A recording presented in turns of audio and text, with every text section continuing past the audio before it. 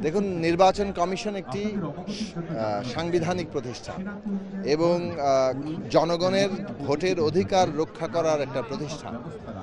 আমরা সবসময় বলেছি যে সাংবিধানিক প্রতিষ্ঠান জনগণের ভোটের অধিকার যাতে রক্ষা করে সেই দৃষ্টান্ত স্থাপন করা দরকার।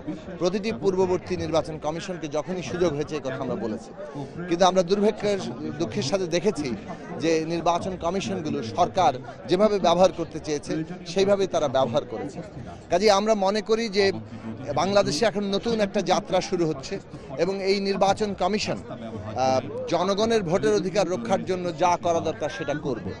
কারো কোনো রকম প্রভাবে প্রভাবিত না হয়ে সাংবিধানিকভাবে কিংবা অভিপ্রায় যে তার ভোটের অধিকার তার সে হচ্ছে ক্ষমতার কেন্দ্র, যারা জনপ্রতিনিধি হবে তারা জনগণের কাছে জবাবদিহিতা করবে। ফলে জনগণের যে এই যে জনগণের প্রতিনিধি নির্বাচনের ক্ষমতা, এটা যাতে কোনোভাবে কেউ কোনোদিন খর্ব করতে না পারে তার দৃষ্টান্ত স্থাপন তারা করবেন।